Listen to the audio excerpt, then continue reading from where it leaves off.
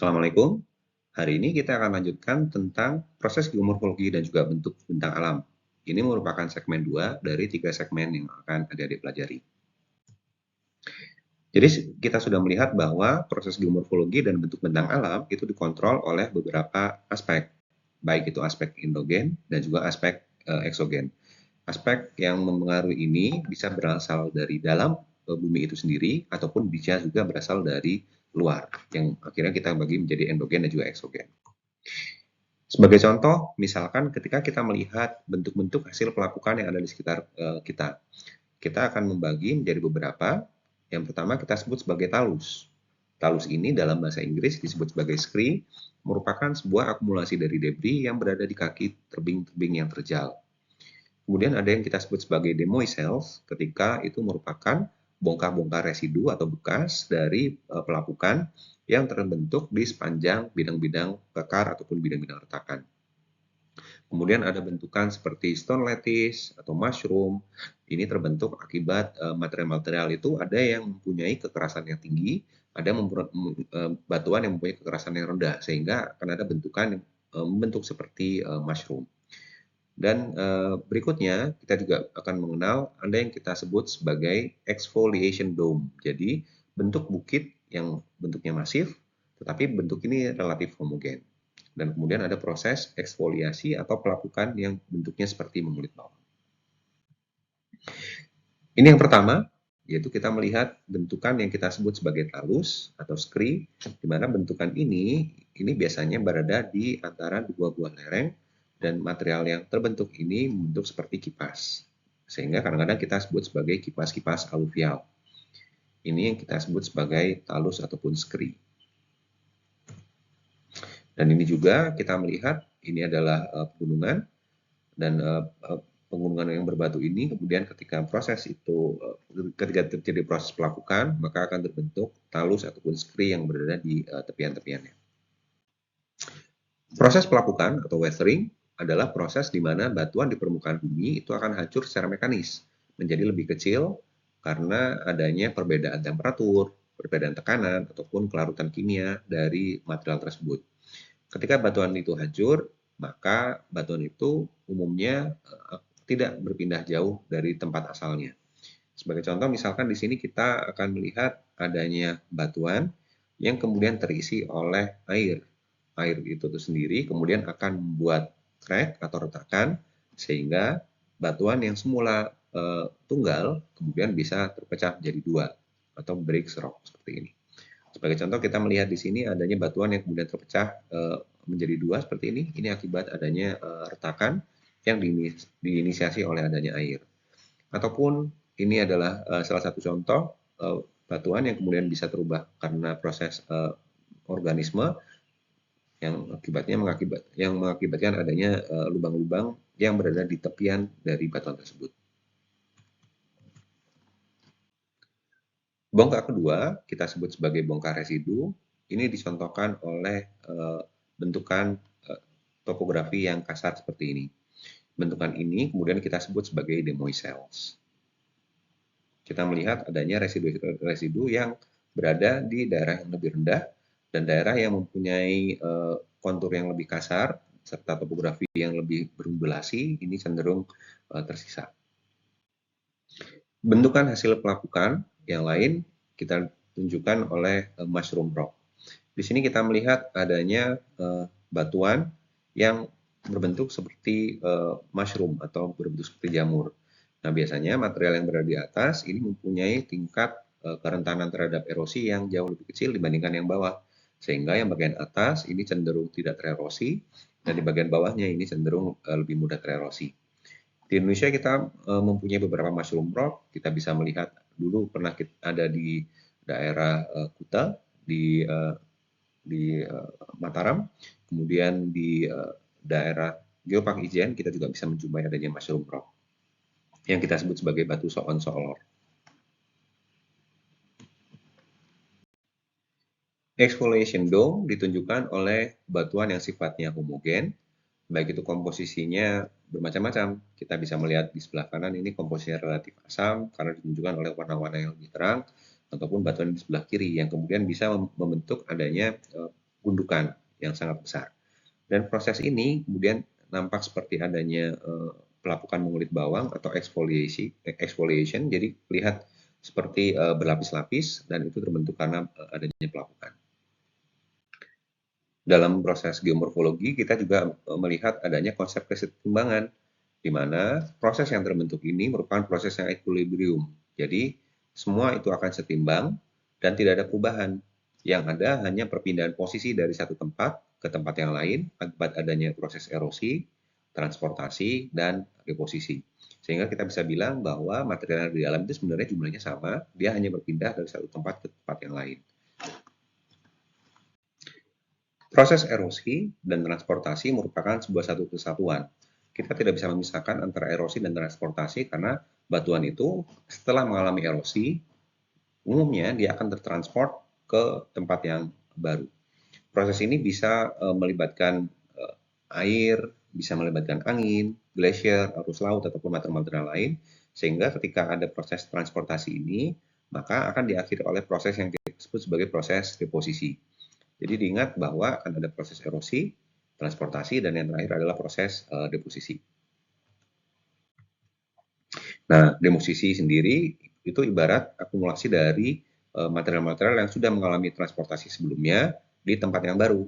Kita bisa melihat di tepian sungai, kita bisa melihat di daerah-daerah yang relatif rendah, di lembahan, dan melihat masa-masa batuan yang tidak beraturan ataupun batuan-batuan sedimen yang kemudian telah hancur. Dan kemudian ini semua umumnya terbentuk secara natural.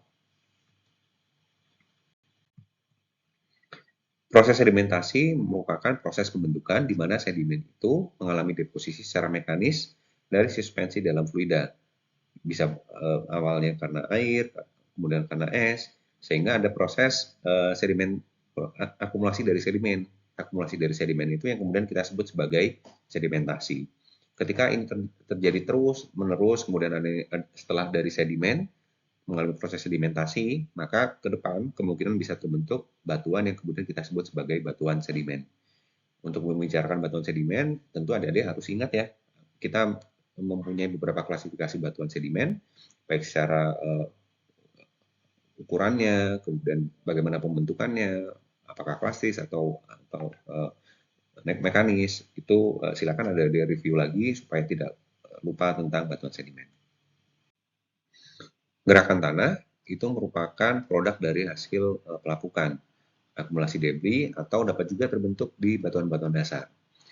Pergerakan tanah dapat berlangsung secara cepat ataupun secara lambat, di mana kita akan melihat adanya robohan atau fall, gelinciran atau slide, serta aliran atau flow. Di sini kita melihat adanya pergerakan tanah yang terbentuk akibat adanya rock falls atau batuan yang jatuh. Batuan yang jatuh ini ketika dekat dari permukaannya akan membentuk talus yang berukuran kasar. Ayo diingat-ingat lagi ya, talus itu apa. Dan kemudian talus ini kemudian bisa merayap atau creep ke daerah yang lebih rendah sehingga akan mengakumulasi talus yang berukuran halus. Di sini maka kita bisa melihat adanya variasi butir. Kalau masih dekat dari sumbernya, maka bentuk talusnya cenderung menyudut, dan semakin jauh dari sumbernya, maka bentuk talusnya akan semakin halus. Kemudian setelah sampai di sungai, maka itulah proses transportasi yang kemudian bisa mendapatkan ke tempat yang baru. Ketika kita bawa ke konteks eksplorasi tambang, maka ini adalah sebuah metode yang kita bisa gunakan untuk mencari daerah di mana mineralisasi primer itu terbentuk. Jadi kita bisa memulai dari aliran sungai, kemudian kita bisa menjejak di mana-mana saja terbentuk daerah-daerah mineralisasi, dan setelah kita delineasi, maka kita bisa menentukan sumber dari mineralisasi tersebut yang mungkin berada di atas perbukitan atau di hulu. Ada beberapa terminologi yang akan kita pakai. Yang pertama adalah rockfall, yaitu ketika batuan itu jatuh dari dinding lereng yang cukup terjal. Yang kedua kita sebut sebagai rock slide, ketika pergerakan tanah ataupun batuan itu berlangsung secara cepat dan material itu bergerak sejajar dengan arah bedding plane-nya, arah pelapisannya, ataupun arah rekahannya, ataupun daerah-daerah yang dicirikan oleh structural weakness atau daerah-daerah yang secara struktur itu relatif lunak. Kemudian ada juga yang kita sebut sebagai debris slide, yaitu pergerakan secara cepat, di mana pergerakan ini dapat memobilisasi air yang kemudian bisa membawa tanah ataupun batuan yang sifatnya loose ke daerah yang lebih rendah. Masanya yang berpindah ini bisa kering ataupun bisa juga basah. Di sebelah kanan kita melihat adanya debris flow, di mana proses debris flow ini berlangsung secara cepat. Dan flow ini bisa merupakan gabungan antara mud atau rock fragment, tanah, dan juga air. Pergerakan antara tadi ya, kita lihat adanya fragmen batuan, soil, dan tanah ini, itu biasanya mempunyai kandungan air yang cukup besar. Dan mud flow ini yang kemudian harus ditanggulangi karena ini cukup berbahaya. Kalau misalkan di bagian bawahnya itu kita melihat ada pemukiman atau ada daerah-daerah yang masih aktif, misalnya jalan raya ataupun daerah lain. Creep adalah sebutan untuk adanya pergerakan tanah secara perlahan, dan ini mengakibatkan batuan yang ada sebelumnya ini kemudian seakan-akan tertarik ke bagian bawah.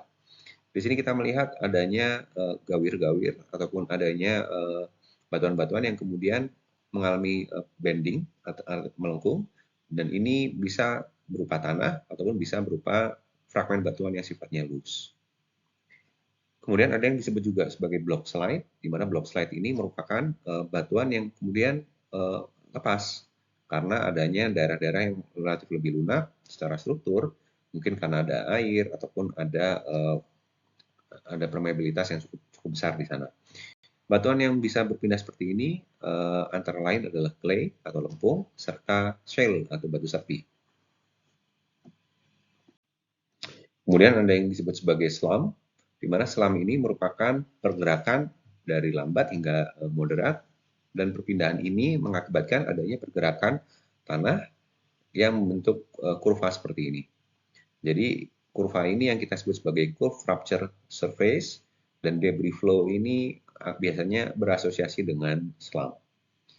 Ketika proses slump itu terbentuk di bawah muka air, maka kita sebut sebagai subaqueous sand flow, di mana kita akan melihat adanya sand, material pasir, dan juga silt atau lanau itu berada di bawah muka air ataupun di lautan.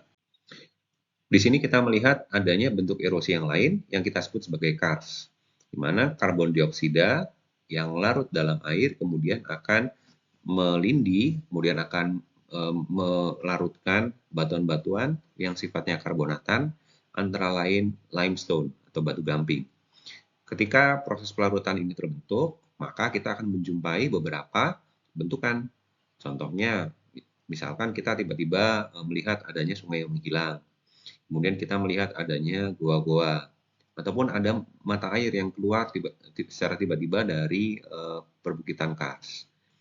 Kita juga mengenal adanya sinkhole, yaitu lubang yang cukup besar yang umumnya mendefinisikan daerah-daerah karst, yang kemudian sinkhole ini akan mengakibatkan batuan itu jatuh ke daerah yang lebih rendah.